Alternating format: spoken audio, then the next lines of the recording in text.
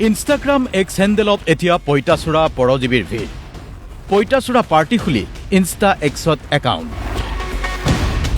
16 মেত খোলা ইনষ্টা একাউণ্টৰ 40 লাখ অনুগামী।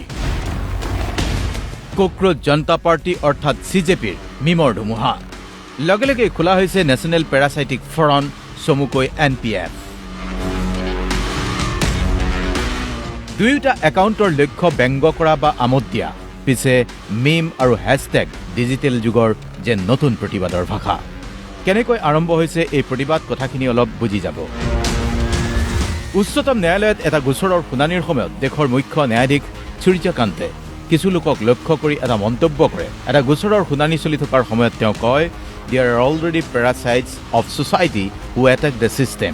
অৰ্থাৎ সমাজত ইতিমধ্যেই বহু পৰজীৱী আছে যিয়ে সমগ্ৰ ব্যৱস্থাক আক্ৰমণ কৰি আছে। তাৰ পিছতে তেওঁ কৰা আন এটা মন্তব্য সমগ্ৰ দেশতেই বিতৰ্ক হৈ পৰে। There are youngsters like cockroaches who don't get any employment or have any place in profession. Some of them become media, some become social media, RTI activists and other activists. And they start attacking everyone. অৰ্থাৎ কিছুমান যুৱক পঁইতাচোৰাৰ দৰে চাকৰি নাপায়, কোনো পেছাত স্থান নাপায়। তাৰ পিছত কোনোবাই media, social media, RTI activist হৈ সকলোকে আক্ৰমণ কৰিবলৈ আৰম্ভ কৰে।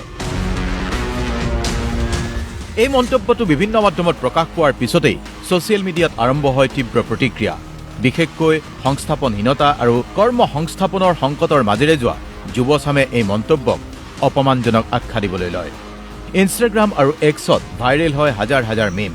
কোনোৱে নিজৰ বায়ুত লিখে প্ৰাউড কক্ৰোচ বুলি, কোনোৱে নিজৰ প্ৰফাইল পিকচাৰত পঁইতাচোৰাৰ কাৰ্টুন ব্যৱহাৰ কৰে। আৰু তাৰ মাজতেই জন্ম লয় এটা নতুন অনলাইন মুভমেণ্ট, কক্ৰোচ জনতা পাৰ্টিয়ে। আৰু এই কক্ৰোচ জনতা পাৰ্টিৰ প্ৰতিষ্ঠাপক সভাপতিৰূপে নিজকে প্ৰক্ষেপ কৰিছে অভিজিত দীপকে নামৰ এজন যুৱকে। ইতিমধ্যেই কক্ৰোচ জনতা পাৰ্টিৰ ফলোৱাৰ্ছৰ সংখ্যা 47 লাখ হৈছেগৈ। দেশজুৰি সৃষ্টি হোৱা বিতৰ্কৰ মাজতেই দেশৰ মুখ্য ন্যায়াধীশ সূৰ্যকান্তে ইতিমধ্যেই স্পষ্টীকৰণ দিছে। তেওঁ কৈছে, মিডিয়াৰ এটা অংশই তেওঁৰ মন্তব্য ভুলকৈ উপস্থাপন কৰিছে। তেওঁ লিখিছে, "I am pained to read how a section of media has misquoted my oral observations." অৰ্থাৎ মোৰ মন্তব্য ভুলকৈ উপস্থাপন কৰা দেখি মই দুখ পাইছোঁ। ন্যায়াধীশগৰাকীয়ে আৰু কৈছে, "What I had specifically criticized were those who have entered professions with fake and bogus degrees." অৰ্থাৎ মই আচলতে ভুৱা ডিগ্ৰী লৈ পেছাত সোমোৱা লোকসকলকহে সমালোচনা কৰিছিলোঁ। মুখ্য ন্যায়াধীশগৰাকীয়ে লগতে কয়, "I am proud of our youth." অৰ্থাৎ দেশৰ যুৱ সমাজক লৈ আমাৰ বা মোৰ গৌৰৱ আছে। বিশ্লেষকসকলৰ মতে এই ঘটনা কেৱল এটা মিম ট্ৰেণ্ড নহয়, অথবা ন্যায়াধীশ সূৰ্যকান্তৰ মন্তব্যৰো প্ৰতিক্ৰিয়া নহয়। ই দেখুৱাইছে দেশৰ যুৱ সমাজৰ মাজত হতাশা আৰু ক্ষোভৰ প্ৰতিফলন।